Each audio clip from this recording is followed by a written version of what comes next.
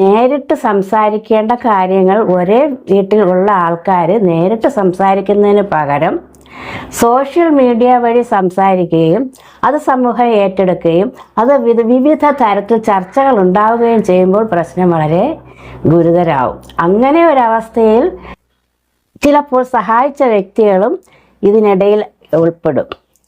നിയമപാലകർ ചിലപ്പോൾ അവരോടും കാര്യങ്ങൾ ചോദിക്കും. അങ്ങനെയുള്ളൊരു സംഭവം നമുക്കിവിടെ കേൾക്കാനും പറ്റും. സമൂഹത്തിൻ്റെ മുന്നിൽ സഹായിച്ചവരെയും ചോദ്യം ചെയ്യപ്പെടുന്ന അവസ്ഥ നമുക്ക് കാണാൻ കഴിയും. അത്തരത്തിൽ സംസാരിക്കേണ്ടി വന്ന ബിഷപ്പ് തിരുമേനിയുടെ ഏതാനും വാക്കുകൾ ഞാനൊരു ഇൻ്റർവ്യൂവിലൂടെ കണ്ടു.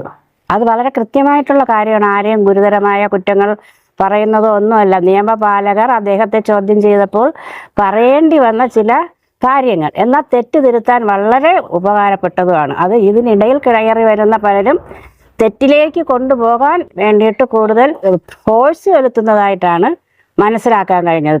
ശരിക്കും അത് ഫോഴ്സ് ചെലുത്തേണ്ട ആവശ്യമില്ല. കുട്ടി ടീനേജാണ്. കുട്ടിയെ തിരുത്തി കൊണ്ടുവരികയാണ് ഈ ഫോഴ്സ് ചെലുത്തി കൊണ്ടുപോകുന്ന ആളുകൾ ചെയ്യേണ്ടത്. 2024 ക്രിസ്തുമസിന് ഈ രാഹുൽ ദാസും ഇദ്ദേഹത്തിന്റെ 3 സുഹൃത്തുക്കളും എന്റെ വീടിനോട് ചേർന്നുള്ള വീടാണല്ലോ ഇവർക്ക് കൊടുത്തിരിക്കുന്ന വസ്തു.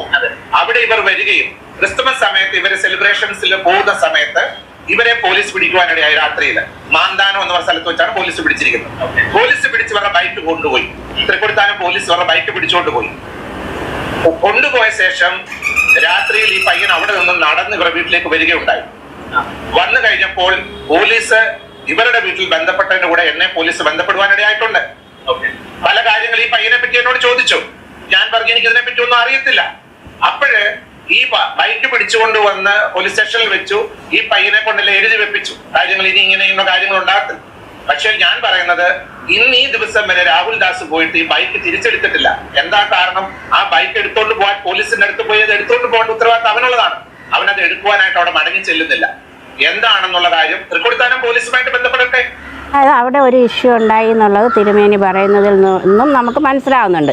ഇഷ്യൂ എന്തോ ആകട്ടെ, പക്ഷെ ആ പയ്യൻ നല്ല രീതിയിൽ വരുന്നതിന് വേണ്ടി ശ്രമിക്കുകയും അവനെ നല്ല രീതിയിൽ കൊണ്ടുവരികയും ചെയ്യേണ്ടത് അവനുമായിട്ട് ചേർന്ന് നിൽക്കുന്നത് ആരൊക്കെയാണോ അവരാണ്.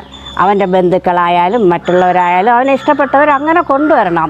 മറ്റേ വ്യക്തിയെ, അവൻ്റെ അമ്മയെ അവനിൽ നിന്ന് അകറ്റാൻ വേണ്ടി എന്തെങ്കിലും പറഞ്ഞ് മാറ്റി വിടുകയല്ല വേണ്ടത്. അവനെ നേരായ വഴിയിൽ, മോനെ നമ്മൾ നല്ല രീതിയിൽ പോകണം, നമ്മൾ തെറ്റായ വഴിയിലൊക്കെ പോയാൽ നമുക്ക് ഭാവി ദോഷം ചെയ്യും, അത് വേണം പറഞ്ഞു കൊടുക്കേണ്ടത്. ഇപ്പോൾ അവൻ നല്ലൊരു ബിസിനസ് ചെയ്യുന്നുണ്ട്, അവൻ മുന്നോട്ട് പോകുന്നുണ്ട്, നല്ല രീതിയിൽ പോകുന്നുണ്ട്. ഇതിനിടയിലും ആൾക്കാർക്ക് ഇൻ്റർവ്യൂവിനാണ് ആവശ്യം. ഗുരുതരാവസ്ഥയിൽ തൻ്റെ അമ്മ